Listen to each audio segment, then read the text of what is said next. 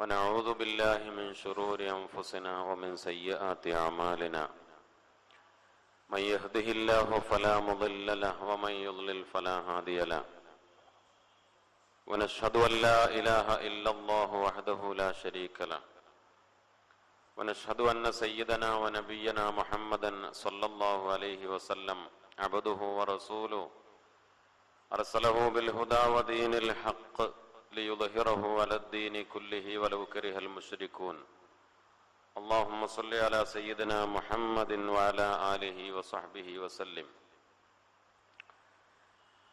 رب اشرح لي صدري ويسر لي أمري واحلل عقدة من لساني يفقهوا قولي. ബഹുമാനപ്പെട്ട ഉസ്താദുമാരെ,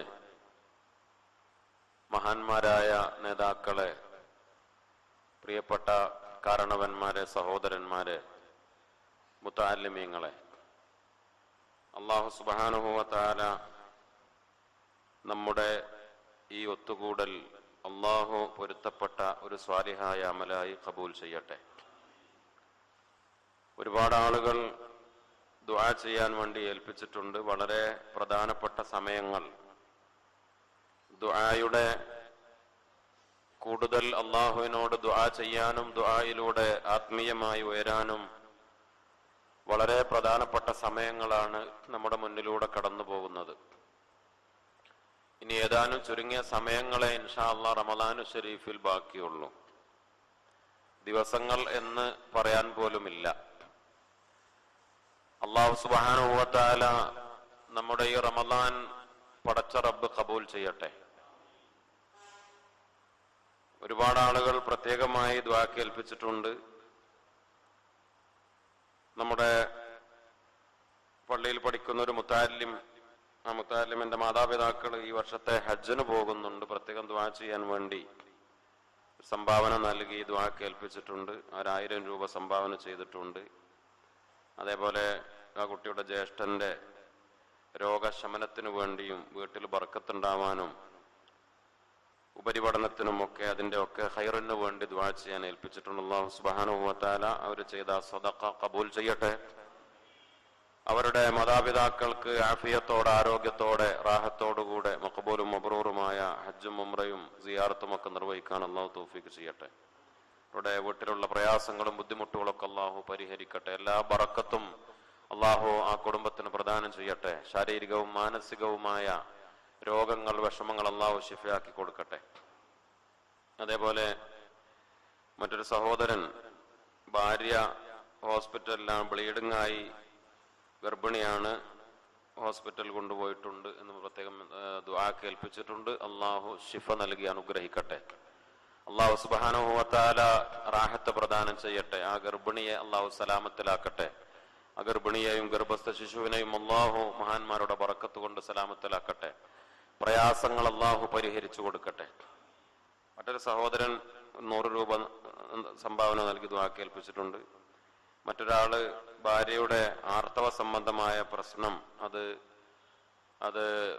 വളരെ പ്രയാസത്തിലായി ദുആ കേൾപ്പിച്ചിട്ടുണ്ട്. അല്ലാഹു സുബ്ഹാനഹു വ തആല ശിഫ നൽകി അനുഗ്രഹിക്കട്ടെ. ഡോക്ടർമാരെയൊക്കെ കാണിച്ചും പരിപൂർണ്ണ സുഖം കിട്ടാതെ ദുആ കേൾപ്പിച്ചിരിക്കുകയാണ്. അല്ലാഹു സലാമത്ത് നൽകി അനുഗ്രഹിക്കട്ടെ.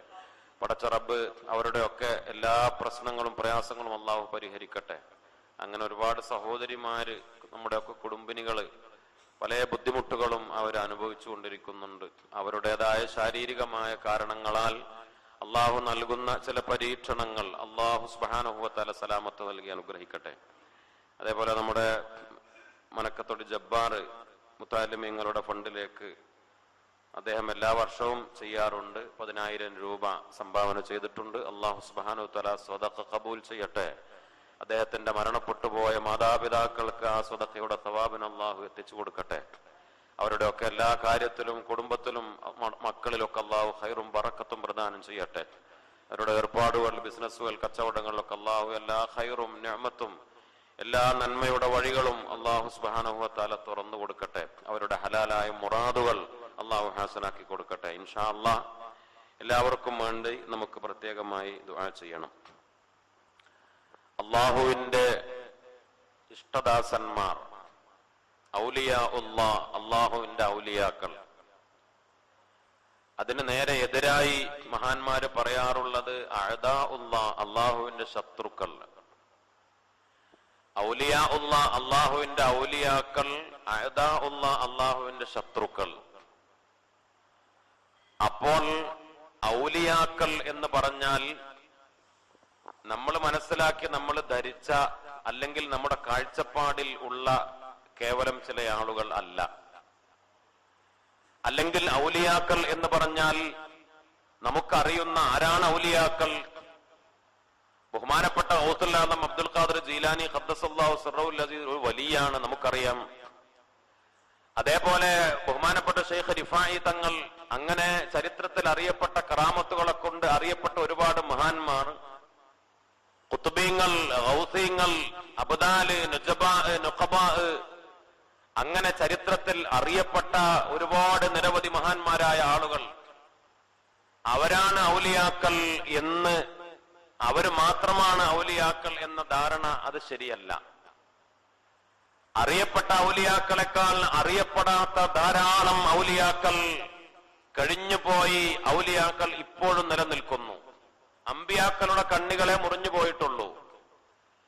ഔലിയാക്കൾ എന്ന് പറഞ്ഞാൽ ഇപ്പോഴും ധാരാളമുണ്ട്. പക്ഷെ അവര് ആരാണ് യഥാർത്ഥ വലിയ എന്ന് നമുക്ക് കണ്ടുപിടിക്കാൻ സാധിക്കുകയില്ല എന്നതാണ് വിഷയം. അള്ളാഹുവിന്റെ ഔലിയാക്കൾ എപ്പോഴും മറഞ്ഞിരിക്കാൻ ഇഷ്ടപ്പെടുന്നവരാണ്. ബഹുമാനപ്പെട്ട മഹാനായ ഇമാം സുയൂത്തി റളിയല്ലാഹു അൻഹുവിനെ പോലെയുള്ള മഹാന്മാര് പറഞ്ഞു, അള്ളാഹു റബ്ബുൽ ഇസ്സത്ത് അത് മറപ്പിച്ചു വച്ചു. അഖ്ഫാ ഔലിയാഅഹു, അള്ളാഹുവിന്റെ ഔലിയാക്കളെ പടച്ചറബ് ഒളിപ്പിച്ചു വെച്ചു. ഫീ ഖൽഖി, അവന്റെ സൃഷ്ടികളിലായി. അത് പടച്ചറബിന്റെ ഒരു തന്ത്രമാണ്. എന്തുകൊണ്ട്? നിങ്ങൾ ആരെയും നിസ്സാരപ്പെടുത്തരുത്. ഒരു സാധാരണക്കാരനാണെങ്കിലും നിസ്സാരമായി കാണരുത്. അവൻ ചിലപ്പോൾ അള്ളാഹുവിന്റെ അടുത്ത് വലിയ ആളായിരിക്കും, അള്ളാന്റെ വലിയായിരിക്കും. അള്ളാന്റെ എല്ലാ ഇബാദിനെയും പടച്ചറബിന്റെ അടിമകളെ മുഴുവനും ഗൗനിക്കാനും പരിഗണിക്കാനും ആരെയും നിസ്സാരപ്പെടുത്താതിരിക്കാനുമാണ് അള്ളാഹു റബ്ബുൽ ഇസ്സത്ത് അവന്റെ ഔലിയാക്കളെ അവന്റെ പടപ്പുകൾക്കിടയിൽ, അവന്റെ ഇബാദുകൾക്കിടയിൽ മറപ്പിച്ചു വെച്ചത്, ഒളിപ്പിച്ചു വെച്ചത് എന്ന് മഹാന്മാരായ ഉലമാവ് പഠിപ്പിച്ചു. ബഹുമാനപ്പെട്ട ദുന്നൂനുൽ മിസ്രി റളിയല്ലാഹു അൻഹു മഹാനവറുകൾ പറയുന്നുണ്ട്, എന്റെ പള്ളിയിൽ ഒരാഴ്ചയായി ഒരു ചെറുപ്പക്കാരൻ, ബഹുമാനപ്പെട്ട ദുന്നൂനുൽ മിസ്രി റളിയല്ലാഹു അൻഹു മഹാനവറുകൾ പറഞ്ഞു, ആ ചെറുപ്പക്കാരൻ ഇബാദത്തിലായി അങ്ങനെ കഴിഞ്ഞുകൂടും. കുറെ നിസ്കരിക്കും, ഇബാദത്ത് ചെയ്യും, ദിക്റ് ചൊല്ലും. ഭക്ഷണത്തിന്റെ സമയമാകുമ്പോൾ പലപ്പോഴും ഞങ്ങൾ വിളിക്കും, പക്ഷേ അവൻ വരാറില്ല. എവിടെ നിന്നാണ് ഭക്ഷണം കഴിക്കുന്നത് എന്ന് ഞങ്ങൾക്കും അറിയില്ല, ഏത് നാട്ടുകാരനാണ് എന്നും അറിയൂല. പരിചയമില്ലാത്ത ഒരു ചെറുപ്പക്കാരൻ 7 ദിവസമായി പള്ളിയിലുണ്ട്. അങ്ങനെ ഞങ്ങളുടെ പള്ളിയിലേക്ക് ഒരു യാചകൻ വന്നു, ഒരു മിസ്കീൻ വന്നു, ഒരു യാചകൻ വന്നു. യാചകൻ വന്നുകൊണ്ട് പറഞ്ഞു, പള്ളിയിലുള്ള ആളുകളോട്, ഞാനൊരു പാവപ്പെട്ടവനാണ്, ഞാൻ പട്ടിണിക്കാരനാണ്, ദരിദ്രനാണ്, ഭക്ഷണമില്ല, അപ്രകാരം തന്നെ എനിക്ക് വസ്ത്രങ്ങളില്ല, ഒന്നുമില്ല, പട്ടിണിയാണ്, പാവാണ്, സഹായിക്കണം എന്ന് പറഞ്ഞു. അപ്പോൾ ഒരാളെ ചോദിച്ചു ഇയാളോട്, അല്ല മനുഷ്യ, അള്ളാന്റെ പള്ളിയിൽ വന്ന്, അതും ധാരാളം മഹാന്മാരുള്ള ഈ പള്ളിയിൽ വന്ന് നീ ദുനിയാവാണോ ചോദിക്കുന്നത്? ഇവിടെ ഉള്ളതൊക്കെ ഔലിയാക്കളാണ്, ഇവിടെയൊക്കെ ഉള്ള ഫക്കീർമാരാണ്. ഇവിടെ ഉള്ള ഔലിയാക്കൾ, ഫക്കീർമാര് ഇവിടെ വന്നുകൊണ്ട് ആത്മീയമായി വല്ലതും ചോദിച്ചാൽ അതായിരുന്നു നിനക്ക് ഏറ്റവും നല്ലത്. നീ ദുനിയാവാണല്ലോ ചോദിക്കുന്നത്, നിനക്ക് ഭക്ഷണം വേണം, വസ്ത്രം വേണം. ചില ആളുകൾ അയാളെ അങ്ങനെ എതിർത്തു. ഇയാള് പിന്നെയും, ഇന്ന് ഞാൻ എന്റെ പട്ടിണി, എന്റെ വിശപ്പ്, ഞാൻ ഭക്ഷണം കഴിച്ചിട്ടില്ല, എനിക്ക് വസ്ത്രമില്ല, എന്നെ സഹായിക്കണം എന്ന് വിളിച്ചു പറഞ്ഞുകൊണ്ടിരിക്കുകയാണ്. അപ്പോ ഇങ്ങനെ പല ചർച്ചകളും അഭിപ്രായങ്ങൾ. അപ്പോൾ ഈ ചെറുപ്പക്കാരൻ വന്നു, എന്താ വിഷയം? അപ്പൊ ഇയാൾ ഒരു സാധുവാണ്, ഇയാള് പാവമാണ്, അയാള് ഭക്ഷണമില്ല, വസ്ത്രമില്ല, നമുക്കാർക്കും കൊടുക്കാനുമില്ലല്ലോ എന്ന് പറഞ്ഞു. നമ്മുടെ കയ്യിലൊന്നും കൊടുക്കാനുമില്ലല്ലോ, ഈ ചെറുപ്പക്കാരൻ നേരെ പള്ളിയുടെ മെഹ്റാബിന്റെ അടുത്തേക്ക് പോയി 2 റക്അത്ത് നിസ്കരിച്ചു. രാജാതിരാജനായ റബ്ബിനോട് ദുആ ചെയ്തു, പടച്ചവനെ, ഒരു മിസ്കീനായ ഒരു പാവപ്പെട്ട മനുഷ്യൻ ഇവിടെ ഭക്ഷണവും വസ്ത്രവും ആവശ്യപ്പെട്ട് വന്നിട്ടുണ്ട്. പടച്ചവനെ, അയാൾക്ക് ഭക്ഷണം വേണം, വസ്ത്രം വേണം.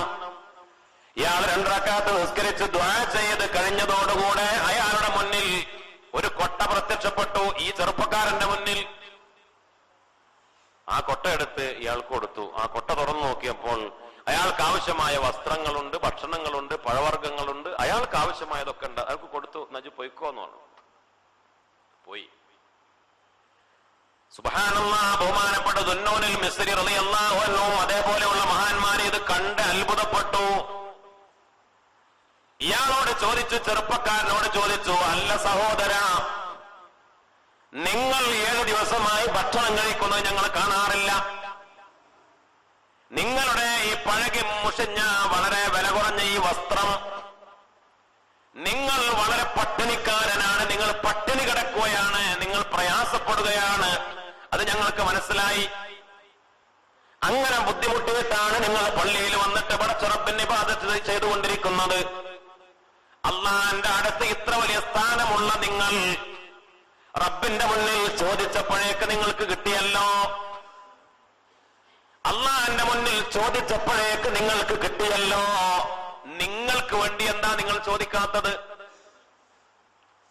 നിങ്ങൾക്ക് ഇത്ര വലിയ പദവി, കാരണം അള്ളാനോട് ചോദിച്ചപ്പോഴേക്ക് നേരെ മുന്നിലാണ് അള്ള ഇറക്കി തരാണ്. ഇത്ര വലിയ കറാമത്തും ഇത്ര വലിയ പദവിയും നിങ്ങൾക്കുണ്ടെങ്കിൽ നിങ്ങൾക്ക് വേണ്ടി എന്താണ് അത് ചോദിക്കാത്തത്? നിങ്ങൾക്ക് ഭക്ഷണത്തിനും നിങ്ങൾക്ക് വസ്ത്രത്തിനും എന്റെ റബ്ബിനോട് ചോദിക്കാത്തത്? അപ്പോൾ ഈ ചെറുപ്പക്കാരൻ പറഞ്ഞു, ലാ യസ്അലുല്ലാഹൂൻ, അല്ലാഹുവിൽ തൃപ്തിപ്പെട്ടു പോയ ആളുകൾ പടച്ചവനോട് ചോദിക്കൂല. അല്ലാഹുവിൽ, അള്ളാന്റെ റിളയിൽ, പടച്ച റബ്ബിന്റെ തൃപ്തിയിൽ അവലംബിച്ചവർ, അള്ളാഹുവിനെ തൃപ്തിപ്പെട്ടവർ അള്ളാഹിനോട് ചോദിക്കൂല. അപ്പോൾ ദുന്നൂനുൽ മിസ്രി തങ്ങൾ ചോദിച്ചു, ആരിഫീങ്ങൾ പടച്ച റബ്ബിനോട് ചോദിക്കൂലേ? അവന് ചോദിക്കും. ചോദിക്കുന്നത് അത് ചിലപ്പോൾ മിക്കവാറും അവര് ചോദിക്കാം, അവരുടെ കാര്യമല്ല, മറ്റുള്ളവരുടെ കാര്യം ചോദിക്കാം. മറ്റുള്ളവർക്ക് വേണ്ടി തുയർന്നു കൊടുക്കും, മറ്റുള്ളവർക്ക് വേണ്ടി ദുആ ചെയ്തു കൊടുക്കും. അല്ലേ? അതുകൊണ്ടാണ് ബഹുമാനപ്പെട്ട അബൂബക്കർ സിദ്ദീഖ് റളിയല്ലാഹു അൻഹു മഹാനവറുകൾ പറഞ്ഞത്, രോഗം വന്നപ്പോൾ രോഗം തന്നത് വൈദ്യനാണ്, പിന്നെ വേറെ വൈദ്യനെ വിളിക്കേണ്ട കാര്യമില്ല. വൈദ്യനറിയാം, ഡോക്ടർക്കറിയാം എന്റെ രോഗം, അല്ലെ? പിന്നെ പറയേണ്ട ആവശ്യമില്ല. ബഹുമാനപ്പെട്ട സയ്യിദുനാ നബി അയ്യൂബ് അലൈഹിസ്സലാം, പടച്ചവനെ എന്റെ രോഗം മാറ്റിത്തരണേ എന്ന് പറഞ്ഞില്ല. പിന്നെ എന്തേ പറഞ്ഞു? പടച്ചവനെ, എനിക്കൊരു പ്രയാസമുണ്ട്, അല്ലാഹുവേ അൻത അർഹമുർ റഹീമീൻ, നീ അർഹമുർ റഹീമീൻ അല്ലേ, ശിഫാക്ക് തരണേ റബ്ബേ, എന്റെ രോഗം മാറ്റിത്തരണേ, എന്റെ രോഗം മാറ്റിത്തരണേ എന്ന് ദുആ ചെയ്തില്ല. മഹാന്മാരുടെ രീതി എങ്ങനെയാണ്? അവർക്ക് രോഗം വന്നാൽ, അവർക്ക് ബുദ്ധിമുട്ട് വന്നാൽ, പടച്ചവനെ എന്റെ രോഗം മാറ്റിത്തരണേ, എനിക്ക് നല്ല ആരോഗ്യവും ആഫിയത്തും തരണേ. അവരുടെ രോഗം മാറ്റാൻ അവർ റബ്ബിനോട് ദ്വാരക്കൂല. കാരണം എന്താണ്? അള്ളാന്റെ തൃപ്തി എനിക്ക് രോഗം തരലായിരിക്കും. അവരുടെ കാഴ്ചപ്പാട് എങ്ങനെയാണ്? അള്ളാഹ് എനിക്ക് രോഗം തന്നു, എന്തേ? അള്ളാന്റെ കണക്കല്ലേ, റബ്ബിന്റെ ഖളാ അല്ലേ. അള്ളാഹു എനിക്ക് കണക്കാക്കിയത് രോഗം, അള്ളാഹു എനിക്ക് തൃപ്തിപ്പെട്ടു തന്നതായിരിക്കും ഈ രോഗം. അപ്പോൾ അത് മാറ്റിക്കൊണ്ട എന്ന് ഞാൻ പറഞ്ഞാൽ പടച്ച റബ്ബിന്റെ വിധി മാറ്റാനും അള്ളാന്റെ തൃപ്തിയെ ഞാൻ ചോദ്യം ചെയ്യലുമല്ലേ എന്നാണ് അവരുടെ ചിന്ത. അല്ലേ? എനിക്ക് അള്ളാഹു രോഗം തന്നാൽ അത് അള്ളാന്റെ തീരുമാനമാണ്, അത് അള്ളാഹ് തൃപ്തിപ്പെട്ടു തന്നു. എനിക്ക് എന്തൊക്കെ റബ്ബ് തന്നുവോ, എനിക്ക് ഫഖർ തന്നാൽ അത് റബ്ബ് തൃപ്തിപ്പെട്ടു തന്നതാണ് ദാരിദ്ര്യം. എനിക്ക് കഷ്ടപ്പാട് തന്നാൽ, വേദനകൾ തന്നാൽ അത് അള്ളാഹ് തൃപ്തിപ്പെട്ടു തരുന്നതാണ്, അത് അള്ളാന്റെ വിധിയാണ്. പടച്ചറബിന്റെ വിധിയെ ചോദ്യം ചെയ്യുന്നത്, അള്ളാന്റെ തൃപ്തിയെ ചോദ്യം ചെയ്യുന്നത്, അള്ളാഹ് തൃപ്തിപ്പെട്ട് തന്നത് മാറ്റാൻ ആവശ്യപ്പെടുന്നത് ശരിയല്ല എന്നാണ് അവരുടെ ചിന്ത. നമ്മൾ അങ്ങനെ ആവണമെന്നല്ല, നമുക്കങ്ങനെ കഴിയൂല. നമ്മൾ പടച്ചോനെ എന്റെ രോഗം മാറ്റിത്തരണേ എന്ന് പറയും.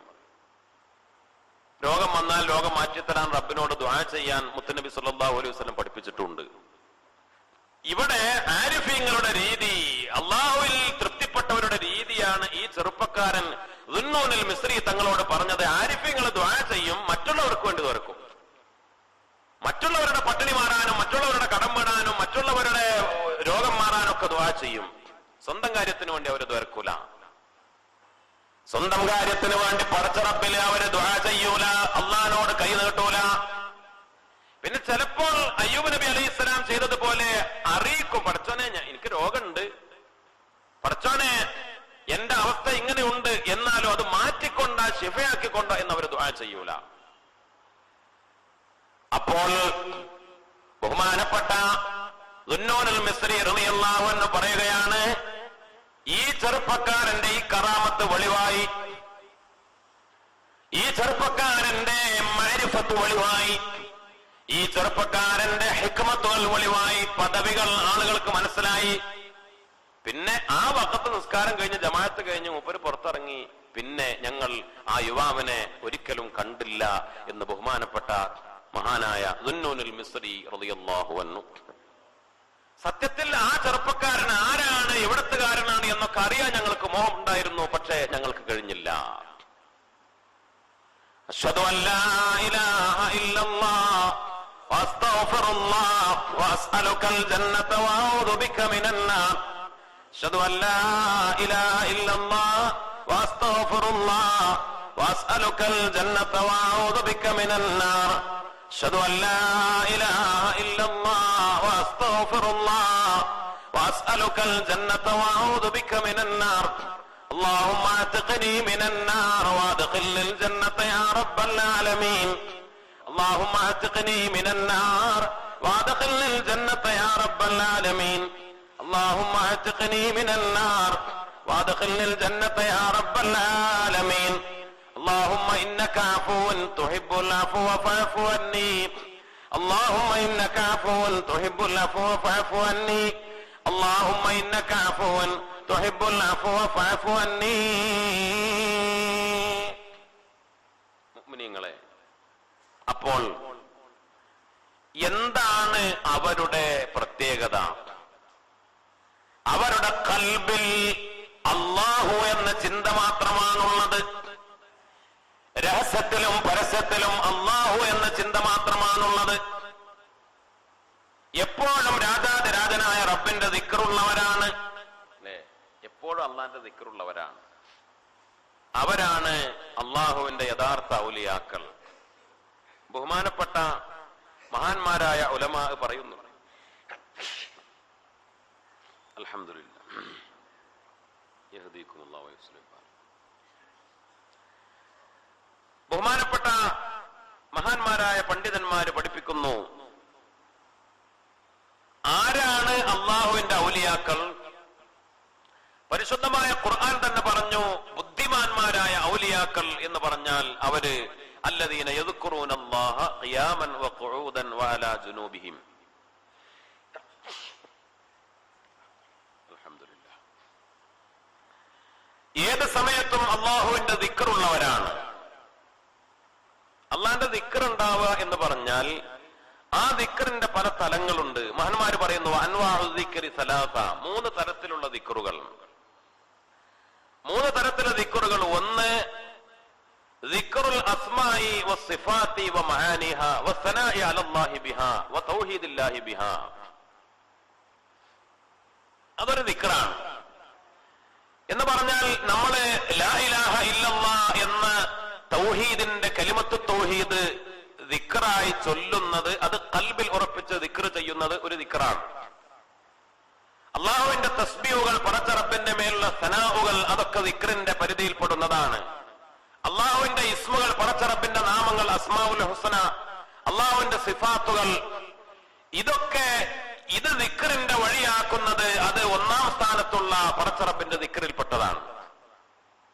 മറ്റൊന്ന് ദിക്റുൽ അംരി വൻ നഹി വൽ ഹലാലി വൽ ഹറാം, അതും ദിക്റാണ്. അള്ളാന്റെ കൽപ്പനകളെ എപ്പോഴും ഓർമ്മ ഉണ്ടാവുക, അള്ളാന്റെ നിരോധനങ്ങളെ ഓർമ്മ ഉണ്ടാവുക, അതും ദിക്റാണ്. ഒരു കാര്യം ചെയ്യാൻ പോകുമ്പോൾ പടച്ചവനെ ചെയ്യാൻ പാടില്ലല്ലോ, ഇത് ഹറാമാണല്ലോ, ഇത് തെറ്റാണല്ലോ, ആ ഓർമ്മ ഉണ്ടാവുക, അതും അള്ളാന്റെ ദിക്റിൽപ്പെട്ടതാണ്. ഒരു കാര്യം ബാങ്ക് കേൾക്കുമ്പോൾ ഓർമ്മ വന്ന് പടച്ചവനെ നിസ്കരിക്കണമല്ലോ, അത് അള്ളാന്റെ കൽപ്പനയാണല്ലോ, അല്ലെങ്കിൽ അങ്ങനെ റമദാൻ വരുന്നു, പടച്ചോനെ അൽഹംദുലില്ലാ റമദാൻ വരുന്നല്ലോ, ഇബാദത്ത് ചെയ്യണമല്ലോ, അള്ളാന്റെ കൽപ്പനകളെ ഓർക്കുക, അള്ളാന്റെ കൽപ്പനകൾക്ക് വഴിപ്പെടുക, അള്ളാന്റെ നിരോധനകളെ ഓർക്കുക, അതും അള്ളാന്റെ ദിക്റിൽപ്പെട്ടതാണ്. പിന്നെയോ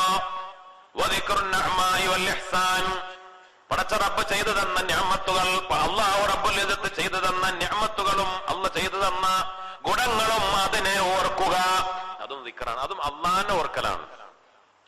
അള്ളാഹു എനിക്ക് ആരോഗ്യം തന്നല്ലോ, അള്ളാഹ് എനിക്ക് കണ്ണിന് കാഴ്ച തന്നല്ലോ, അള്ളാഹ് എനിക്ക് സമ്പത്ത് തന്നല്ലോ, അള്ളാഹ് എനിക്ക് മക്കളെ തന്നല്ലോ, അള്ളാഹു റബ്ബുൽ ഇസ്സത്ത് ചെയ്ത നിഅമത്തുകളെ നമ്മൾ ഓർക്കുക. ബഹുമാനപ്പെട്ട മഹാന്മാരായ അമ്പിയാക്കൾ അവരൊക്കെ ഏറ്റവും വലിയ ശാക്കിര്യങ്ങളായി സയ്യിദുനാ മൂസാ നബി അലൈഹിസ്സലാം രാജാതിരാജനായ റബ്ബിനോട് ചോദിച്ചു, അല്ലാഹുവേ നീ എന്നെ കലീമാക്കി, അല്ലാഹുവേ അതിന് ഞാൻ ശുക്ർ ചെയ്തു. ശുക്ർ ചെയ്തു എന്നത് ഏറ്റവും വലിയൊരു നിഅമത്താണ്. ദാവൂദ് നബി പറഞ്ഞത് മുമ്പ് നമ്മൾ പറഞ്ഞിട്ടുണ്ട്. പടച്ചോനെ നിനക്ക് ശുക്ർ ചെയ്യാൻ എനിക്ക് തോന്നുന്നത് വലിയ നിയമത്താണല്ലോ, അതിന് ഞാൻ ശുക്ർ ചെയ്യാം. അപ്പോൾ പിന്നെ ശുക്ർ തീരുന്നില്ല. മൂസാ നബി അലൈഹിസ്സലാമും പറഞ്ഞു, പടച്ചവനെ നീ എനിക്ക് എന്തൊക്കെ വലിയ നിയമത്ത് ചെയ്തു, ഞാൻ അതിന് നിനക്ക് ശുക്ർ ചെയ്തു. പിന്നെ ഞാൻ ചിന്തിച്ചു, പടച്ചവന് നിനക്ക് ശുക്ർ ചെയ്തു എന്നത് വലിയൊരു നിയമത്താണ്, അപ്പൊ അതിന് പിന്നെയും ശുക്ർ ചെയ്യണ്ടേ? അപ്പൊ എങ്ങനെയാണ് ശുക്ർ അവസാനിക്കുക? ശുക്ർ എങ്ങനെ പൂർത്തിയാക്കാൻ കഴിയാം? അപ്പോൾ ബഹുമാനപ്പെട്ട മൂസാ നബി അലൈഹി സ്വലാമിനോട് അള്ളാഹ് പറഞ്ഞു, അൽ ആന ശക്കർതനി, ഇപ്പോൾ നീ യഥാർത്ഥ ശാക്കിറായി എന്ന് രാജാതിരാജനായ റബ്ബ് സുബ്ഹാനഹു വ തആല. അള്ളാഹ്ക്ക് എത്ര ശുക്ർ ചെയ്താലും മതിയാവൂല, അള്ളാഹ്ക്ക് ശുക്ർ ചെയ്ത് പൂർത്തിയാക്കാൻ നമുക്ക് കഴിയൂല എന്ന ഒരു ധാരണ നമുക്കുണ്ടായാൽ തന്നെ നമ്മൾ ഏറ്റവും വലിയ ശാക്കിറായി. അള്ളാഹു തൗഫീഖ് ചെയ്യട്ടെ. അല്ലേ? എങ്ങനെയാണ്? എനിക്ക് ഈമാൻ കുറവാണല്ലോ എന്ന ഒരു ആത്മാർത്ഥമായ ചിന്ത ഉണ്ടായാൽ തന്നെ അത് ഈമാനിന്റെ അടയാളാണ്. ഞാൻ നല്ല മുഅ്മിനാണ്, എനിക്ക് നല്ല ഉഷാറാണ്, ഞാൻ നല്ല തഖ്വയുള്ള ആളാണെന്ന് വന്നാൽ പോയി. അല്ലേ? എനിക്ക് തഖ്വ വളരെ കുറവാണ്. വെറുതെ പറയാം. ചില ആളുകളുണ്ട് ഇങ്ങനെ വരുന്ന അഭിനയിക്കലുണ്ട്, അതല്ല പറഞ്ഞത്. അതല്ല യഥാർത്ഥത്തില് മനസ്സില് കൽബില്, അല്ലേ, നമ്മുടെ കൽബിലാണല്ലോ യഥാർത്ഥ ആ ധാരണ ഉണ്ടാവുക. അതെ. KL 52G 2549 വാഗണർ കാറ് അവിടുന്ന് മാറ്റി കൊടുക്കണം, ആ വഴിയിലുള്ള കാറ്. KL 52G 2549. അശ്ഹദു അല്ലാ ഇലാഹ ഇല്ലല്ലാഹ്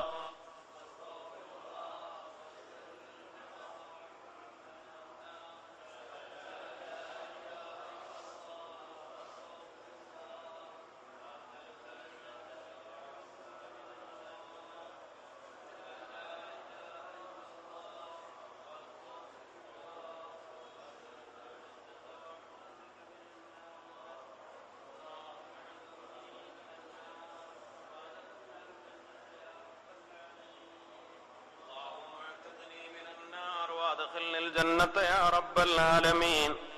اللهم اعتقني من النار وادخلني الجنة يا رب العالمين. اللهم إنك عفو تحب العفو فاعف عني. اللهم إنك عفو تحب العفو فاعف عني. اللهم إنك عفو تحب العفو فاعف عني. സഹോദരന്മാരെ, അല്ലാഹു സുബ്ഹാനഹു വ തആല അങ്ങനെ ഏത് ഘട്ടത്തിലും അള്ളാഹുവിനെ ഓർക്കുന്ന മഹാഭാഗ്യം നമുക്ക് പ്രദാനം ചെയ്യട്ടെ. രഹസ്യത്തിലും പരസ്യത്തിലും അള്ളാഹുവിനെ ഓർക്കുക, രഹസ്യത്തിലും പരസ്യത്തിലും അള്ളാഹുവിനെ പേടിക്കുക, രഹസ്യത്തിലും പരസ്യത്തിലും പടച്ച റബ്ബ് കൂടെയുണ്ട് എന്ന ഓർമ്മയുണ്ടാവുക. അത് ദിക്റിന്റെ ഏറ്റവും വലിയ അടിത്തറയാണ്. പരിശുദ്ധമായ റമളാൻ ഇൻഷാ അല്ലാഹ് ഏതാനും ദിവസങ്ങൾ എന്ന് പറയാനില്ല, ഏതാനും മണിക്കൂറുകൾ കഴിഞ്ഞാൽ നമ്മോട് യാത്ര പറയാൻ പോവാം. അല്ലേ? അല്ലാഹു സുബ്ഹാനഹു വ തആല പരിശുദ്ധമായ ശഹ്റു റമളാനെ പരിചയപ്പെടുത്തി സൂറത്തുൽ ബഖറയിൽ പറഞ്ഞു, വലിതുക്മിലുൽ ഇദ്ദത വലിതുകബ്ബിറുല്ലാഹ അലാ മാ ഹദാകും വലഅല്ലകും തശ്കുറൂൻ. മഹാന്മാരായ ആലിമീങ്ങൾ പറയുന്നത്, അന്നല്ലാഹു സുബ്ഹാനഹു വ തആല സുബ്ഹാനഹു വ തആല ജഅല ദിക്റ ഖാതിമത്തൽ അഅമാലി സ്വാലിഹ, എല്ലാ അമലുകളുടെയും അവസാനം അല്ലാഹു ദിക്റാക്കി. എല്ലാ അമലിന്റെയും അവസാനം അല്ലാഹു ദിക്റിനെ സംവിധാനിച്ചു. അതുകൊണ്ടാണ് അല്ലാഹു സുബ്ഹാനഹു വ തആല നോമ്പ് പൂർത്തിയാക്കുന്ന കാര്യം പറഞ്ഞത് വലിതുക്മിലുൽ ഇദ്ദത വലിതുകബ്ബിറുല്ലാഹ്. അത് അല്ലാഹുവിന്റെ ദിക്റാണ്. രാജാതിരാജനായ റബ്ബിന്റെ ദിക്ർ ഉണ്ടാവണം. അലാമാ ഹദാകും, അല്ലാഹു നിങ്ങൾക്ക് ഹിദായത്ത് നൽകിയതിൻ വലഅല്ലകും തഷ്കുറൂൻ, നിങ്ങൾ ശുക്റുള്ളവരായി തീരാൻ വേണ്ടിയും.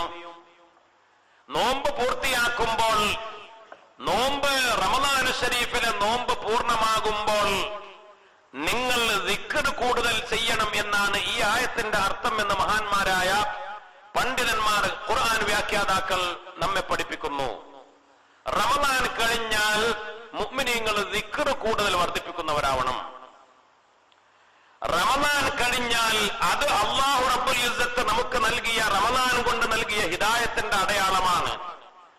റമദാൻ നമ്മിൽ നിന്ന് അല്ലാഹു കബൂലാക്കി എന്നതിന്റെ അടയാളമാണ്. റമദാൻ അവസാനിക്കുമ്പോൾ ദിക്ർ ഉണ്ടാവണം. ദിക്ർ പിന്നെ വർദ്ധിപ്പിച്ചുകൊണ്ടിരിക്കണം. അത് പടച്ച റബ്ബിനുള്ള ശുക്രിന്റെ വഴിയാണ്. അതേപോലെ തന്നെ ഹജ്ജിനെ കുറിച്ച് പറഞ്ഞപ്പോ ഖതമ ബിൽ ഹജ്ജ്, ഹജ്ജിന്റെ അവസാനം പറഞ്ഞപ്പോഴും ഫൈദാ ഖദൈതും മനാസികകും, നിങ്ങൾ ഹജ്ജിന്റെ അമലുകളൊക്കെ പൂർത്തിയാക്കി കഴിഞ്ഞാൽ ഫദ്കുറുല്ലാഹ്, നിങ്ങൾ അല്ലാഹുവിന്റെ ദിക്ർ ഉണ്ടാവണം. അല്ലാഹുവിന്റെ ദിക്ർ ഉണ്ടാവണം. പടച്ച റബ്ബിന്റെ ദിക്ർ നിങ്ങൾ വർദ്ധിപ്പിക്കണം. രാജാതിരാജനായ റബ്ബ് സുബ്ഹാനഹു വ തആല പറഞ്ഞു. പിന്നെയോ നിസ്കാരത്തെ കുറിച്ച് പറഞ്ഞപ്പോൾ ഖതമ ബിസ്സലാ, നിസ്കാരം അവസാനിച്ചാൽ ഫൈദാ ഖദൈതുമുസ്സലാ, നിങ്ങൾ നിസ്കാരം അവസാനിപ്പിച്ചു കഴിഞ്ഞാൽ ഫദ്കുറുല്ലാഹ ഖിയാമൻ വഖൂദൻ അലാ ജുനൂബിഹിം, നിങ്ങൾക്ക് ദിക്ർ ഉണ്ടാവണം. പിന്നെ നിസ്കാരം കഴിഞ്ഞ് പോകുമ്പോ, നടക്കുമ്പോഴും ഇരിക്കുമ്പോഴും കിടക്കുമ്പോഴും നിങ്ങൾക്ക് ദിക്ർ ഉണ്ടാവണം. ജുമുഅയെ കുറിച്ച് അല്ലാഹു പറഞ്ഞു ഖതമ ബിൽ ജുമുഅ ഫൈദാ ഖുദിയത്തിസ് സ്വലാത്തു ഫന്തശിറൂ ഫിൽ അർദി വബ്തഗൂ മിൻ ഫദ്ലില്ലാഹ് വദ്കുറുല്ലാഹ കസീറാ ലഅല്ലകും തുഫ്ലിഹൂൻ. നിങ്ങൾ വിജയിക്കാൻ വേണ്ടി നിങ്ങൾ ധാരാളം അല്ലാഹുവിന്റെ ദിക്ർ നിങ്ങൾക്ക് ഉണ്ടാവണം. അപ്പോൾ എന്തിനാണ് നോമ്പ്, എന്തിനാണ് ജുമുഅ, എന്തിനാണ് നിസ്കാരം, എന്തിനാണ് ഹജ്ജ്, എന്തിനാണ് പടച്ച റബ്ബിന്റെ വഴിയിലുള്ള ഈ അമലുകൾ? അതിന്റെയൊക്കെ ഏറ്റവും പ്രധാനപ്പെട്ട ലക്ഷ്യം നമ്മെ നന്നാക്കാനാണ്, നമുക്ക് തഖ്വയുണ്ടാക്കാനാണ്. ആ അമലുകൾ കഴിഞ്ഞാൽ പിന്നെ മുഅ്മിൻ കൂടുതൽ വർദ്ധിപ്പിക്കേണ്ടത് ദിക്റുകളാണ്. അമൽ കഴിഞ്ഞാൽ, ഹജ്ജ് കഴിഞ്ഞാൽ ദിക്ർ വർദ്ധിപ്പിക്കണം. നോമ്പ് കഴിഞ്ഞാൽ ദിക്ർ വർദ്ധിപ്പിക്കണം. നിസ്കാരം കഴിഞ്ഞാൽ ദിക്ർ വർദ്ധിപ്പിക്കണം. ജുമുഅ കഴിഞ്ഞാൽ ദിക്ർ വർദ്ധിപ്പിക്കണം. ഇത് അല്ലാഹുവിന്റെ കൽപ്പനയാണ്. ബഹുമാനപ്പെട്ട അല്ലാമ ഇബ്നുൽ ഖയ്യിം റഹിമഹുല്ലാഹ് ബഹുമാനപ്പെട്ടവർ പറഞ്ഞു, അതുകൊണ്ട് തന്നെ വലിഹാദാ, ഇക്കാരണത്താൽ കാന ദിക്റു ഖാതിമത്തുൽ ഹയാത്തിദ് ദുനിയ, അല്ലാഹു പറഞ്ഞല്ലോ എല്ലാ അമലുകളുടെയും അവസാനം ദിക്റാവണം. അപ്പോൾ നിങ്ങളുടെ ജീവിതത്തിന്റെ അവസാനവും ദിക്റാവണം. ഇക്കാരണത്താൽ കാന ദിക്റു ഖാതിമത്തുൽ ഹയാത്തിദ് ദുനിയ, ദുനിയാവിന്റെ ജീവിതത്തിന്റെ അവസാനവും ദിക്റാവണം. അല്ലാഹു സുബ്ഹാനഹു വ തആല ഖദ് ജഅലഹു ഖാതിമത്തുസ് സ്വലാത്തി വൽ ഹജ്ജി വസ്സിയാം, എല്ലാത്തിന്റെയും അവസാനം ദിക്റാക്കി. അപ്പോൾ എന്ന് പറഞ്ഞാൽ അതിന്റെ അർത്ഥം ജഅലഹു കദാലിക ഖാതിമത്തൻ ലിൽ ഹയാത്ത്, ജീവിതത്തിന്റെ അവസാനത്തിനും അല്ലാഹു സുബ്ഹാനഹു വ തആല ദിക്റാക്കി. അതുകൊണ്ടാണ് മുത്തുനബി സല്ലല്ലാഹു അലൈഹി വസല്ലമ തങ്ങൾ പറഞ്ഞത്, ആരുടെയെങ്കിലും അവസാനത്തെ വാക്ക് ദിക്റായാൽ, ലാ ഇലാഹ ഇല്ലല്ലാഹ് എന്ന ദിക്റായാൽ ദഖലൽ ജന്ന, അവൻ സ്വർഗ്ഗത്തിൽ പ്രവേശിച്ചു എന്ന്. അല്ലാഹു നമുക്ക് തൗഫീഖ് ചെയ്യട്ടെ. ദിക്ർ വലിയ പ്രധാനപ്പെട്ട കാര്യമാണ്.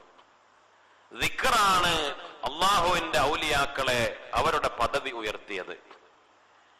ഒരു പടിയിലേക്ക് അങ്ങ് കയറിക്കഴിഞ്ഞാൽ പിന്നെ അങ്ങോട്ട് കയറിപ്പോകാനുള്ള വഴിയാണ് ദിക്റിന്റെ വഴികൾ. അതുകൊണ്ടാണ് എല്ലാ ത്വരീഖത്തുകളിലും, എല്ലാ ആത്മീയ വഴികളിലും മഹാന്മാരായ മശായിഖന്മാര് പലതരത്തിലുള്ള ദിക്റുകൾ നിർദ്ദേശിച്ചു കൊടുക്കാറുള്ളത്. ദിക്റില്ലാത്ത ദീനില്ല. ദീൻ എന്ന് പറഞ്ഞാൽ ഇതൊക്കെയാണ്. പുത്തനാശയക്കാര് മനസ്സിലാക്കിപ്പോയി ദീൻ എന്ന് പറഞ്ഞാൽ നിസ്കാരവും നോമ്പും ഹജ്ജും സക്കാത്തും ഇതൊക്കെ ഉള്ളൂ എന്ന്. തസ്ബീഹ്മാലയും ദിക്ർ ചൊല്ലലും ദിക്റും ഔറാദും അതൊക്കെ അനാചാരങ്ങളും പുത്തനാശയങ്ങളുമാണ് എന്ന് പ്രചരിപ്പിക്കുന്ന ആളുകൾ എന്താണ് ദിക്ർ എന്ന് മനസ്സിലാക്കാത്തവരാണ്. അതിനെയൊക്കെ യുക്തിപരമായി വ്യാഖ്യാനിച്ചത് കൊണ്ട് പറ്റിയ അബദ്ധമാണ്.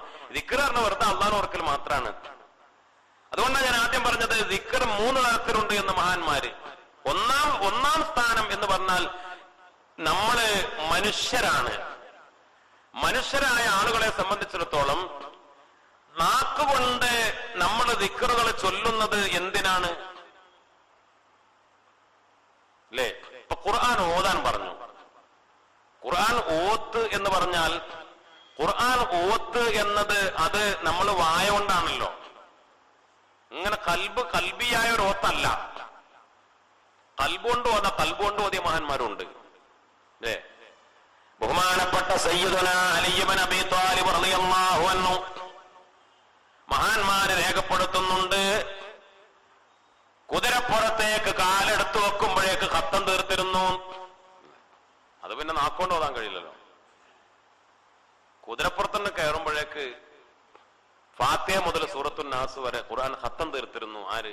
സയ്യിദുനാ അലി ഇബ്നു അബീ ത്വാലിബ് റളിയല്ലാഹു അൻഹു. അത് കറാമത്തിന്റെ ഓത്താണ്. നമുക്ക് ചിന്തിച്ചാൽ മനസ്സിലാവാത്ത ഓത്താണ്. കുതിരപ്പുറത്തേക്ക് കാലെടുത്ത് വെക്കുമ്പോഴേക്ക് ഖുർആൻ ഖത്തം ഓതിയിരുന്നു.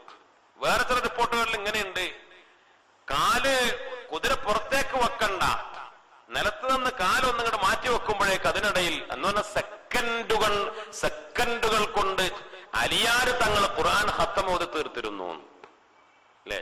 അത് നമ്മുടെ ഓത്തല്ല, അത് അവരുടെ ആത്മീയമായ ഓത്താണ്. അതിപ്പോ ഇന്നിപ്പോ ചിന്തിച്ചാൽ അതൊന്നും അത്ഭുതവും അല്ല. കാരണം നമ്മളെ മൊബൈൽ ഫോണിന്റെ ഉള്ളിലുണ്ടാവും ചെറിയ ഒരു മെമ്മറി കാർഡ്. ഈ മെമ്മറി കാർഡ് കൊണ്ടുപോയി ഒരു കമ്പ്യൂട്ടർ കടയിൽ കൊണ്ടുപോയി കൊടുത്തിട്ട് പറയാ, ഇതില് ഖുർആൻ റമദാനൊക്കെ അല്ലേ, ഇതുവരെ ഇതിൽ പലതും ഉണ്ടായിരുന്നു, അതൊക്കെ കൊണ്ട് ഒഴിവാക്കിക്കള, ഡിലീറ്റ് ചെയ്തല്ല, അഞ്ഞ് കുറച്ച് ഖുർആൻ കയറ്റിയാണ് കൊണ്ടു കൊടുത്ത റമദാനായ മെമ്മറി കാർഡിലൊക്കെ ഒഴിവാക്കി. എന്നിട്ട് ഓന് ഇത് അതിനോട് കുത്തി ഇങ്ങോട്ട് എടുത്തു, അന്ന് കുത്തി ഇങ്ങനെ എന്തൊക്കെ കാട്ടി അപ്പൊ തന്നെ എടുത്തു. ശരി എന്നാണ് 50 റുപ്യ അല്ലെങ്കിൽ 100 റുപ്യ എന്നൊക്കെ ആയും വാങ്ങി പോവും.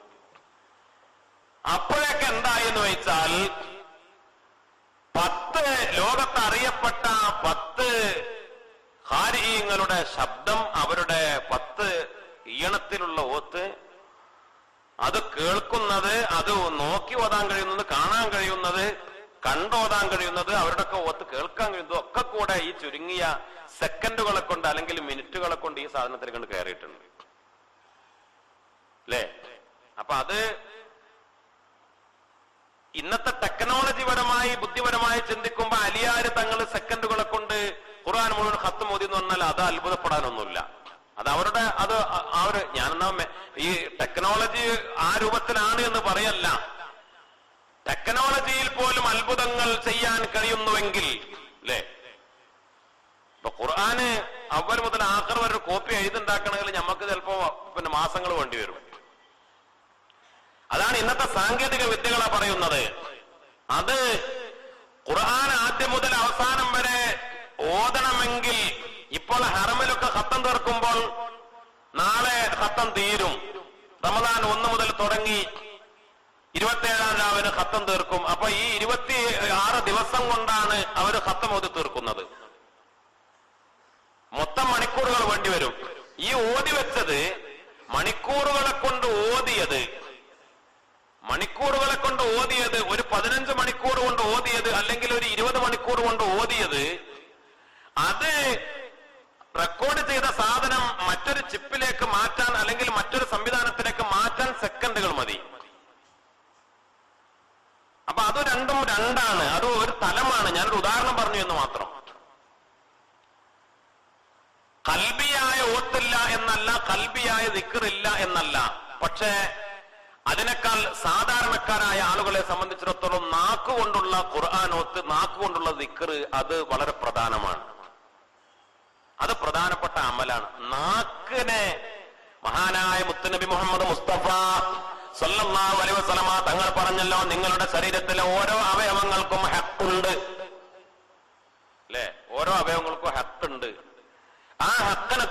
പടച്ചറപ്പ് നാളെ ചോദ്യം ചെയ്യും. അപ്പൊ നമുക്ക് പറയാൻ കഴിയണം, പടച്ചൻ എന്റെ നാക്ക് കൊണ്ട് ഞാൻ ഒരുപാട് ദിക്റ് ചൊല്ലിയിട്ടുണ്ട്, എന്താ നാക്ക് കൊണ്ട് നമുക്ക് ചെയ്യാൻ പറ്റിയ അമല് അല്ലേ? ദിക്റ് ചൊല്ല, ഖുർആൻ ഓത, ഇതൊക്കെ തന്നെ അല്ലേ? അല്ലാതെ നാക്ക് എന്ന് പറഞ്ഞാൽ അങ്ങനെ വർത്താനം പറയാനുള്ളതും ദിക്റ് എന്ന് പറഞ്ഞാൽ അത് വെറുതെ കൽബ് കൊണ്ട് നാക്കിന് ദിക്റൊന്നുമില്ല എന്ന് പറയുന്നത് ശരിയാണോ? നാക്ക് കൊണ്ടുള്ള അമല്, കൗലിയായ അമലുകൾ, കൗലിയായ ഇബാദത്തുകൾ, അത് പലതും മഹാനായ മുത്തുനബി സല്ലല്ലാഹു അലൈഹി വസല്ലം തങ്ങൾ പഠിപ്പിച്ചിട്ടുണ്ട്. അത് ചിലപ്പോൾ നിസ്കാരത്തിലൊക്കെ നാവ് കൊണ്ടുള്ള അമലുകൾ, നിർബന്ധമായ അമലുകളില്ലേ? നിസ്കാരത്തിന് ഫാത്തിഹ ഓതണം, ഫാത്തിഹ ഖുർആൻ, അത് നാവ് കൊണ്ട് ഓതന്നെ വേണം. മനസ്സിൽ ഇങ്ങനെ ഫാത്തിഹ ചിന്തിച്ചാ പോരാ, മനസ്സുകൊണ്ട് ഓതിയാ പോരാ. സ്വന്തം ശരീരത്തെ കേൾപ്പിക്കുന്ന രൂപത്തിൽ ഫാത്തിഹ ഓതണം, സ്വന്തം ശരീരത്തെ കേൾപ്പിക്കുന്ന രൂപത്തിൽ അത്തഹിയ്യാത്ത് ഓതണം. അതാണ് അതിന്റെ രീതി. അല്ലാഹു സുബ്ഹാനഹു വ തആല നമുക്ക് തൗഫീഖ് നൽകി അനുഗ്രഹിക്കട്ടെ. അപ്പോൾ മുഅ്മിനീങ്ങളെ, ദിക്ർ ചൊല്ലുക, ഖുർആൻ ഓതുക എന്നൊക്കെ പറഞ്ഞാൽ അത് മുഖ്യമായി നമ്മുടെ നാക്ക് കൊണ്ട് തന്നെയാണ്, നാവ് കൊണ്ടുള്ള അമല് തന്നെയാണ്. അല്ലാഹുവിന്റെ ഔലിയാക്കൾ, മഹാന്മാർ, ഒരു വലിയനെ ബഹുമാനപ്പെട്ട മഹാനായ ഇബ്നു റജബുൽ ഹംബലി റളിയല്ലാഹു അൻഹു പരിചയപ്പെടുത്തുന്നുണ്ട്. ബഹുമാനപ്പെട്ടവർ പറഞ്ഞു, ഞാന് 3 ദിവസം കൂടുമ്പോൾ ഒരു ഖത്തം ഓതും. ഒരു ഖത്തം തുടങ്ങി 3-ാമത്തെ ദിവസം ഖത്തം പൂർത്തിയാവും. ഞാൻ വേറൊരു ഖത്തം ഓതും, അത് ആഴ്ചയിലുള്ള ഖത്തമത്തുൻ ഫിൽ ഉസ്ബുഅ, ആഴ്ചയിലൊരു ഖത്തമാണ്. അത് വെള്ളിയാഴ്ച രാവിലെ തുടങ്ങും. വെള്ളിയാഴ്ച രാവിലെ, എല്ലാ വെള്ളിയാഴ്ച രാവിലെ ഖത്തം തുടങ്ങും. അടുത്ത വെള്ളിയാഴ്ച രാവുമ്പോഴേക്ക് തീരും, ഒരാഴ്ച കൊണ്ട് ഖത്തം തീരും. അതിനിടക്ക് 2 ഖത്തം വേറെ പൂർത്തിയായി. അതായത് 3 ദിവസം കൊണ്ടുള്ള ഖത്തം വേറെ ഉണ്ട്, എല്ലാ 3 ദിവസം കൂടുമ്പോഴും ഖത്തം അത് വേറെ. അതിനു പുറമെ വെള്ളിയാഴ്ച രാവിലെ ഖത്തം തുടങ്ങും, അത് ആഴ്ചയിൽ തീരും. അങ്ങനെ ആഴ്ചയിൽ ഓതുന്നൊരു ഖത്തുണ്ട്, മാസത്തെ ഓതുന്നൊരു ഖത്തുണ്ട്. എല്ലാ മാസവും ആദ്യം ഒരു ഖത്തം തുടങ്ങും. എല്ലാ അറബി മാസവും മാസപ്പിറവി കണ്ടാൽ, മാസം ഉറപ്പിച്ചാൽ ഖത്തം തുടങ്ങും. ആ മാസം അവസാനിക്കുമ്പോഴാണ് ഖത്തം തീരുക. അപ്പോൾ ഓരോ ദിവസവും ഒരു ജുസ് കണക്കാക്കി അങ്ങനെ ഓതും. പിന്നെ ബഹുമാനപ്പെട്ടവർ പറഞ്ഞെങ്കിൽ കൊല്ലത്തിലൊരു ഖത്തുണ്ട്, മുഹറം 1-ന് ഖത്തം തുടങ്ങും. ദുൽഹജ്ജ് അവസാനത്തിലാണ് അത് അവസാനിക്കുക, ഖത്തം തുറക്കുക. ഒരു കൊല്ലം കൊണ്ട് ആ ഖത്തം തീരുള്ളൂ, ആ ഒരു ഖത്തം. പിന്നെ ഒരു ഖത്തമുണ്ട്, ബഹുമാനപ്പെട്ടവർ പറഞ്ഞു 30 കൊല്ലം മുമ്പ് ഞാൻ തുടങ്ങിയതാണ്, അത് ഇപ്പോഴും എന്തായിട്ടില്ല, അവസാനിച്ചിട്ടില്ല എന്ന്. എല്ലാ 3 ദിവസം കൂടുമ്പോഴും ഒരു ഖത്തം ഓതും. ആഴ്ചയിൽ ഒരു ഖത്തം ഓതും. വെള്ളിയാഴ്ച രാവിലെ തുടങ്ങും, അത് ആഴ്ചയിൽ അവസാനിക്കും. മാസത്തിലൊരു ഖത്തമുണ്ട്, അത് എല്ലാ മാസവും തുടക്കത്തിൽ തുടങ്ങും. കൊല്ലത്തിലൊരു ഖത്തമുണ്ട്, മുഹറം 1-ന് തുടങ്ങും. പിന്നെ ഒരു ഖത്തമുണ്ട്, അത് 30 കൊല്ലം മുമ്പ് തുടങ്ങിയതാണ്, ഇതുവരെയും എന്തായിട്ടില്ല, അവസാനിച്ചിട്ടില്ല. അപ്പൊ അതെന്താണ്? ഓരോന്നിനും ഓരോ രീതി ഉണ്ട് എന്നർത്ഥം. 30 കൊല്ലമായി തീരാത്ത ഖത്തം എന്ന് പറഞ്ഞാല് അതാണ് ബഹുമാനപ്പെട്ട മഹാനായ സയ്യിദുനാ ഉമർ ഇബ്നുൽ ഖത്താബ് റളിയല്ലാഹു അൻഹു. അത് പഠനത്തിന്റെ ഖത്തമാണ്, അത് തദബ്ബുറിന്റെ ഖത്തമാണ്, അത് ചിന്തയുടെ ഖത്തമാണ്. അതുകൊണ്ടാണ് ബഹുമാനപ്പെട്ട ഉമർ ഇബ്നുൽ ഖത്താബ് റളിയല്ലാഹു അൻഹുവിനെ കുറിച്ച് മകൻ അബ്ദുല്ലാഹി ഇബ്നു ഉമർ റളിയല്ലാഹു അൻഹു പറഞ്ഞത്, എന്റെ ഉപ്പ സൂറത്തുൽ ബഖറ പഠിക്കാൻ തുടങ്ങി 12 കൊല്ലം കഴിഞ്ഞിട്ടാണ് പൂർത്തിയായത്. സൂറത്തുൽ ബഖറ കഴിഞ്ഞപ്പോഴേക്ക് 12 കൊല്ലായി. ഫലമ്മ ഖതമഹ, അത് പൂർത്തിയായപ്പോൾ നഹറ ജസൂറ, ഒട്ടകത്തെ അറുത്ത് സാധുക്കൾക്ക് വിതരണം ചെയ്തു. അല്ലെ, അതൊരു ഓത്താണ്. അലിയാര് തങ്ങൾ ഓത്തതൊരു വേറൊരു ഓത്താണ്. മുഅ്മിനെ, ഇതൊന്നും അത്ഭുതപ്പെടാനില്ല. ഞാന് പിന്നെ മുമ്പ് പലപ്പോഴും പറഞ്ഞിട്ടുണ്ട്, പലയിടത്തും പറഞ്ഞിട്ടുണ്ട്. ബഹുമാനപ്പെട്ട സയ്യിദുന ഇമാം അബൂ ഹനീഫ് റളിയല്ലാഹു അൻഹു 70,000 ഖത്തം ഓതിയെന്ന്. അപ്പോൾ ഒരു പുത്തനാശയക്കാരൻ അതിനെ ശക്തമായി എതിർത്തു. എങ്ങനെ കണക്കൂട്ടിയാലും ഒരുപാട് ദിവസം ഇരുന്ന് കണക്കൂട്ടി ആലോചിച്ച് നോക്കി. കാരണം ഒരു ദിവസം ഇങ്ങനെ ഓതി നോക്കി പരമാവധി സ്പീഡില്, എന്നിട്ട് ഇങ്ങനെ നോക്കി ഒരു ദിവസം എത്ര, ഇനിയിപ്പോ ഒരു ദിവസം ഒരു ഖത്തം ഓതിയാൽ തന്നെ, ഒരു ദിവസം ഒരു ഖത്തം ഓതിയാൽ തന്നെ, അപ്പോൾ എങ്ങനെയാണ്? ഇനിയിപ്പോ ഇമാം ഷാഫി തങ്ങള് 2 ഖത്തം ഓതാറുണ്ട് റമദാൻ എന്ന് പറഞ്ഞു. ഇനി അങ്ങനെ കൂട്ടിയാലും ഒരു മനുഷ്യന്റെ ആയുസ് കൊണ്ട് 70,000 ഇവന് കൂട്ടിയാ കിട്ടണില്ല. ഇവ അടങ്ങാറായി. എന്നിട്ട് അവസാനം മൊബൈൽ ഫോണിലൊക്കെ എനിക്കെതിരെ ക്ലിപ്പൊക്കെ വന്നു. മൂപ്പര് പറഞ്ഞു വെറുതെ അന്തല്ലാതെ പറഞ്ഞതാണെന്നൊക്കെ പറഞ്ഞിട്ട്. ഞാൻ അന്തല്ലാതെ പറഞ്ഞതല്ല. വെറുതെ ഈ അന്തം വിടൽ എന്ന് പറഞ്ഞാൽ എന്താണെന്നറിയോ? നമ്മള് ഈ അന്തം എന്ന് പറഞ്ഞാൽ ഇത് എന്റെ ബുദ്ധിയാണ് വലിയ അന്തം എന്ന് ചിന്തിക്കുമ്പോഴാണ് അപ്പോഴാണ് അത് അന്തം വിടലാവുക. നിന്റെ മൊബൈൽ ഫോണിനുള്ള കഴിവ് അതുപോലും മഹാന്മാർക്ക് അംഗീകരിച്ചു കൊടുക്കാതിരിക്കുമ്പോഴാണ് അതാണ് അന്തം വിടലാവുക. അള്ളാഹുവിന്റെ ഔലിയാക്കളുടെ കറാമത്തുകൾ അത് അംഗീകരിച്ചേ പറ്റൂ. ബഹുമാനപ്പെട്ട മഹാനായ ഇബ്നു ഖുദൈർ റളിയല്ലാഹു അൻഹു എന്ന് പറയുന്ന ഒരു മഹാനെ കുറിച്ച് പറയുന്നുണ്ട്, ബഹുമാനപ്പെട്ടവരെ 12,000 ഖത്തം ഓതി തീർത്തു തവാഫിലായ നിലയിൽ എന്ന്. മക്കത്ത് പോയി തവാഫ് ചെയ്തിട്ട് ആ തവാഫിൽ 12,000 ഖത്തം ഓതി തീർത്തു. എങ്ങനെ നമ്മൾ ചിന്തിക്കണം. അപ്പൊ നമ്മളൊക്കെ പല ഈ സദസ്സില് എത്രയോ 10ഉം 15ഉം വട്ടം ഉംറക്ക് പോയ ആൾക്കാരൊക്കെ ഉണ്ട് അല്ലേ? മക്കത്ത് ജോലി ചെയ്ത ആൾക്കാരുണ്ടാവും. നമുക്ക് എത്രയോ കൊല്ലം എല്ലാ കൊല്ലവും ഹജ്ജിന് പോകുന്ന ആളുകൾക്കോ അല്ലെങ്കിൽ അവിടെ തന്നെ കഴിയുന്ന ആളുകൾക്ക് പോലും കഴിയാത്ത കാര്യങ്ങളെ ഇപ്പൊ അങ്ങനെ കഴിയോ? അല്ലേ? തവാഫിലായി ഞാൻ ഒരു ഖത്തം തീർത്തിട്ടുണ്ട് നമുക്ക് പറയാൻ കഴിയോ? തവാഫ് ചെയ്യുമ്പോൾ ഖത്തം ഓതുന്ന ആളുകൾ ഇപ്പോഴും കാണാം. അവരിങ്ങനെ തവാഫിന് ഒരു തവാഫ് 7 ചുറ്റലാണ്. അപ്പോ ഖുർആൻ അങ്ങനെ ഓതി അങ്ങനെ തവാഫ് ചെയ്യാം. തവാഫ് എന്ന് പറഞ്ഞാൽ അതിൽ പ്രത്യേകിച്ച് നിർബന്ധമായ ചൊല്ലാൻ ഒന്നുമില്ല. തവാഫ് ശരീരം കൊണ്ട് നടന്ന് ചെയ്യേണ്ട ഒരു ഇബാദത്താണ്. അതിൽ പ്രത്യേക ചില ദ്വാകളൊക്കെ വാരിതായിട്ട് കിതാബുകളിലൊക്കെ മഹാന്മാര് പറഞ്ഞതുണ്ട്. മുത്തുനബിയോട് ചില ദ്വാകളൊക്കെ ഉൾപ്പെടുത്തി പല ദ്വാകളും മഹാന്മാര് പഠിപ്പിച്ചിട്ടുണ്ട്. അപ്പൊ നമുക്ക് എന്തും ചില ആളുകൾ വെറും ലാ ഇലാഹ ഇല്ലല്ലാഹ് 70,000 ലാ ഇലാഹ ഇല്ലല്ലാഹ് തവാഫ് അങ്ങനെ ചൊല്ലിയിട്ട് പൂർത്തിയാക്കിയ ആളുകളുണ്ട്. ഖുർആൻ ഖത്തം തീർത്താലുണ്ട്. ഇത് 12,000 ഖത്തം തവാഫ് ചെയ്തുകൊണ്ട് തവാഫിലായി 12,000 ഖത്തം ഓതി തീർത്തു. ബഹുമാനപ്പെട്ട ഇമാം അബൂ ഹനീഫ റളിയല്ലാഹു അൻഹു മഹാനവറുകൾ മരണപ്പെട്ട സ്ഥലത്ത് വെച്ച് മാത്രം 7,000 ഖത്തം ഓതിയിട്ടുണ്ട്. ഇമാം അബൂ ഹനീഫ തങ്ങൾ റമളാനിൽ 4 ഖത്തം ഓതിയിരുന്നു എന്ന് ശിഷ്യന്മാരെ രേഖപ്പെടുത്തിയിട്ടുണ്ട്.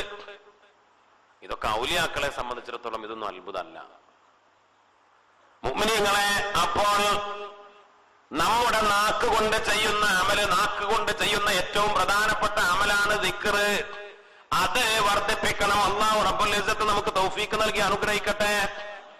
മഹാന്മാരായ ബഹുമാനപ്പെട്ട ഹസനുൽ ബസ്രി റളിയല്ലാഹു അൻഹു മഹാനവറുകൾ പറഞ്ഞു, ഹസനുൽ ബസ്രി തങ്ങൾ പറഞ്ഞു, 3 കാര്യത്തിലാണ് നിങ്ങൾ മാധുര്യം അന്വേഷിക്കേണ്ടത്.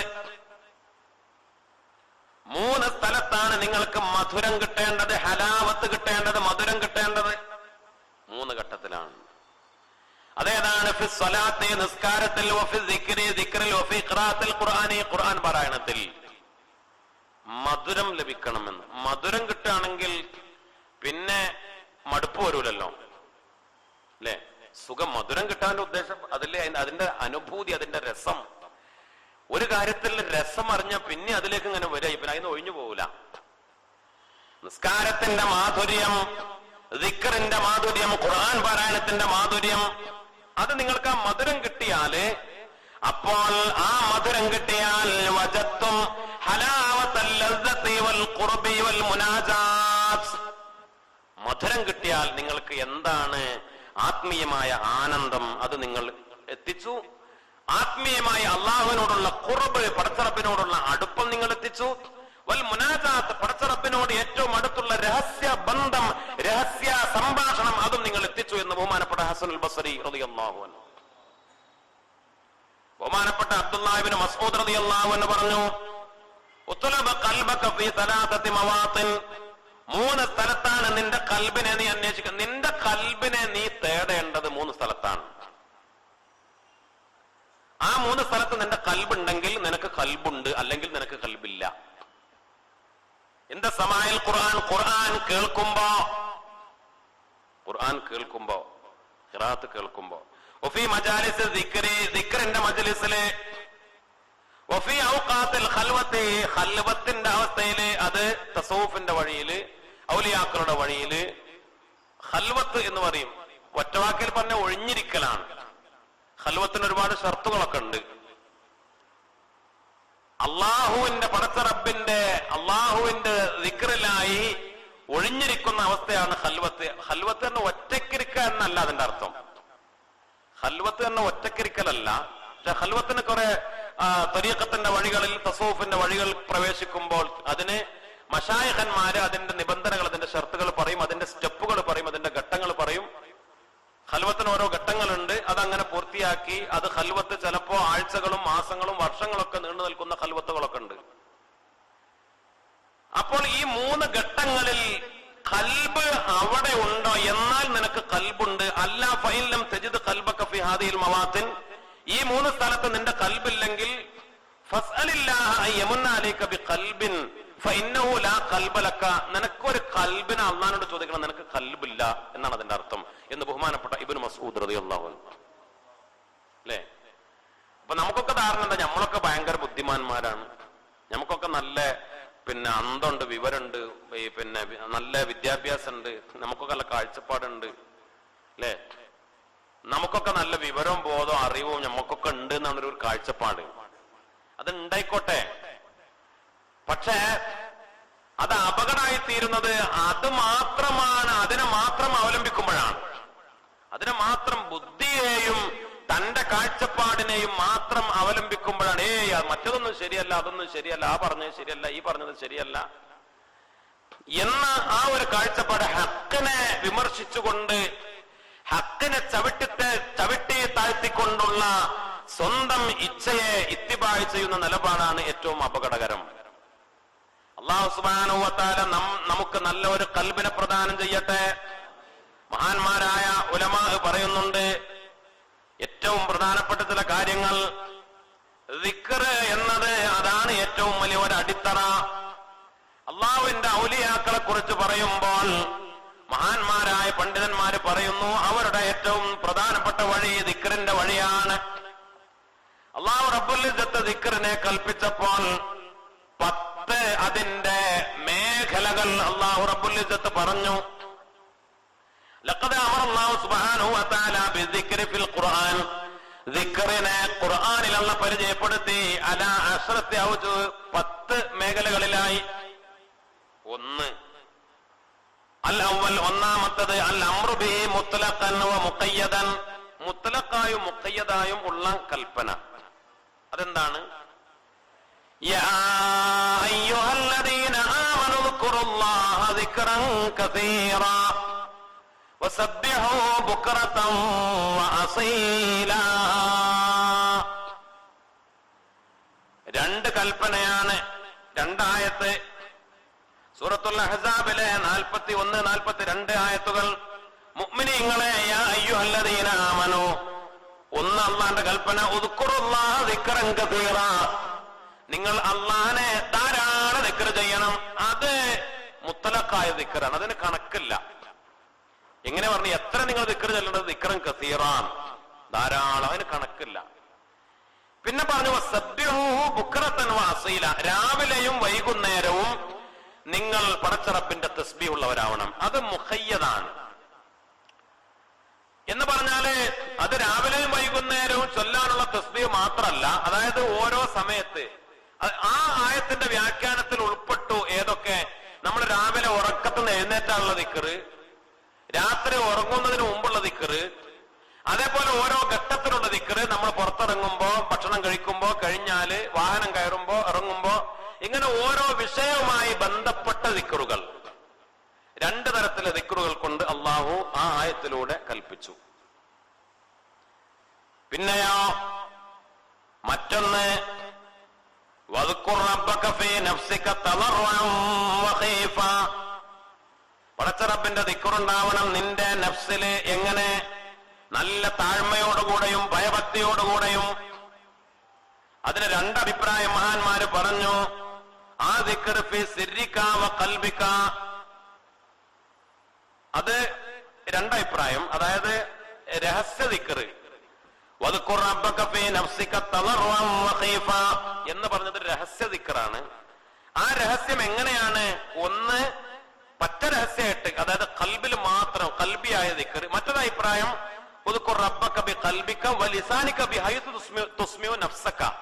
നിന്റെ സ്വന്തം തടിയെ മാത്രം കേൾപ്പിച്ചുകൊണ്ട് നാക്കുകൊണ്ട് ചൊല്ല. രണ്ടാണെങ്കിലും രഹസ്യമാണ്, വേറെ ആരും അറിയൂല. നിന്റെ സ്വന്തം തടിയെ കേൾപ്പിച്ചുകൊണ്ട് നാക്കുകൊണ്ട് തന്നെ ദിക്ർ ചൊല്ല, അല്ലെങ്കിൽ നാക്കുകൊണ്ട് ദിക്ർ ചൊല്ലാതെ കൽബ് കൊണ്ടുള്ള മാത്രം ദിക്ർ. അതാണ് രഹസ്യ ദിക്ർ. രഹസ്യമായ ദിക്റും അള്ളാഹ് കൽപ്പിച്ചു സൂറത്തുൽ അഅറാഫ്. പിന്നെയോ അല്ലാഹു റബ്ബുൽ ഇസ്സത്ത് ഖുർആനിലൂടെ പറഞ്ഞു, വലാ തകും മിനൽ ഗാഫിലീൻ. ദാക്കിരീങ്ങളുടെ എതിരാണ് ഗാഫിലീങ്ങൾ, അല്ലേ? ദാക്കിരീങ്ങളുടെ എതിരാണ് ഗാഫിലീങ്ങൾ. അപ്പോൾ അതിനർത്ഥം എന്താണ്? അള്ളാഹു കൽപ്പിച്ച് നിങ്ങൾ ഗാഫിലീങ്ങളിൽ പെട്ടുപോകരുത് എന്ന്. അതിനർത്ഥം കുറച്ചെങ്കിലും ദിക്റുണ്ടാവണം എന്നാണ്. വലിയ മഹാന്മാരെ പോലെയുള്ള ദാക്കിര്യങ്ങളായിട്ടില്ലെങ്കിൽ പോലും നിങ്ങൾ ഗാഫിലീങ്ങളിൽ പെട്ടുപോകരുത്, അല്ലെ? അങ്ങനെ ഉണ്ടല്ലോ. അതായത് നിങ്ങള് അങ്ങനെ നമ്മൾ ചിലപ്പോ പറയാലോ, നീ ഒന്നും ആർക്കും കൊടുക്കൊന്നും വേണ്ട, പക്ഷേ നീ എന്ത് ചെയ്യരുത്, നീ പലിശ വാങ്ങരുത്, അല്ലെ?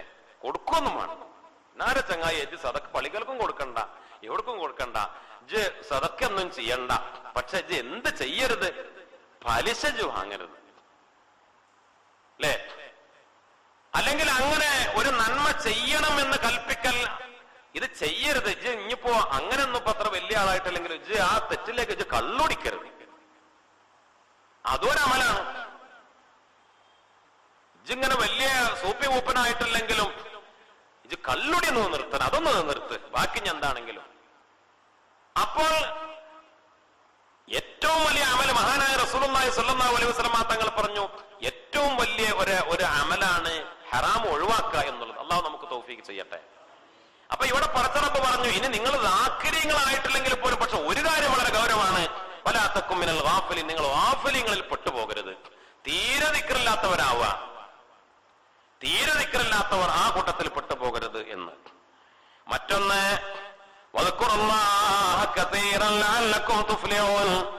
സൂറത്തുൽ അംഫാലിൽ അല്ലാഹു സുബ്ഹാനഹു വ തആല പറഞ്ഞു, ദിക്ർ എന്നത് സബബുൽ ഫലാഹി വൻ നജാത്ത് ഫിദ് ദുനിയ വൽ ആഖിറ. ദുനിയാവിലും ആഖിറത്തിലും വിജയിക്കാനുള്ള കാരണമാണ് ദിക്ർ എന്നത്. അതൊരു സബബാണ് എന്നാണ്. അതായത് ദിക്ർ നിങ്ങൾക്കുണ്ടാവണം എന്തിന്? ലഅല്ലക്കും തുഫ്ലിഹൂൻ, നിങ്ങൾ വിജയിക്കാൻ വേണ്ടി. ആ വിജയം എവിടെയാണ്? ദുനിയാവിലും ആഖിറത്തിലും. ദുനിയാവിലും ആഖിറത്തിലും വിജയിക്കാനുള്ള ഒരു വഴിയാണ് ദിക്ർ. അതാണ് ഞാൻ നേരത്തെ പറഞ്ഞത്, ഇത് സ്റ്റെപ്പ് കയറിപ്പോകലാണ്. ഇത് സ്റ്റെപ്പ് കയറിപ്പോകലാണ്. ലക്ഷ്യം അപ്പുറത്താണ്, അല്ലെ? ലക്ഷ്യം അപ്പുറത്താണ്. അത് സ്റ്റെപ്പ് കയറിപ്പോയാലേ ആ ലക്ഷ്യത്തിലേക്ക് എത്തിച്ചേരുകയുള്ളൂ. അല്ലാതെ അത് ലക്ഷ്യം ഇങ്ങോട്ട് വന്നുകൊള്ളണം എന്നില്ല. അപ്പൊ ഇതൊരു വഴിയാണ്, ഇതൊരു സബബാണ്, ഇതൊരു മാർഗമാണ്, ഇതൊരു കാരണമാണ്. 4ാം നിലയില് ബിരിയാണി ഉണ്ട് എന്ന് പറഞ്ഞു. അപ്പൊ അത് സ്റ്റെപ്പ് കയറി പോണം, എന്നാലല്ലേ 4ാം നിലക്ക് എത്തുള്ളൂ, അല്ലെ?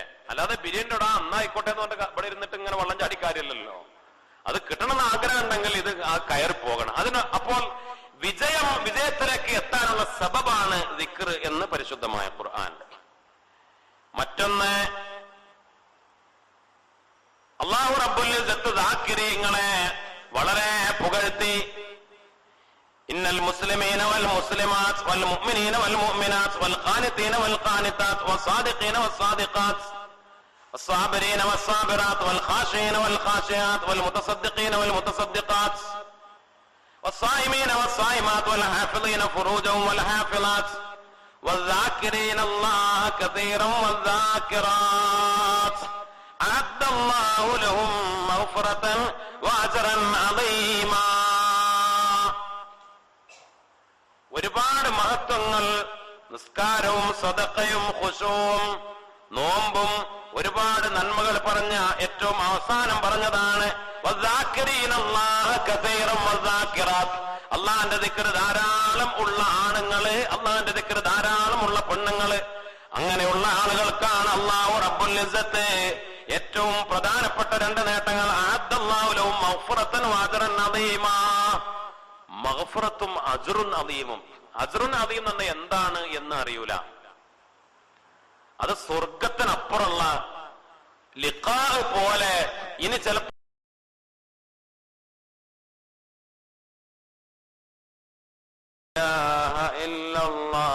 لا إله إلا الله لا إله إلا الله لا إله إلا الله لا إله إلا الله لا إله إلا الله لا إله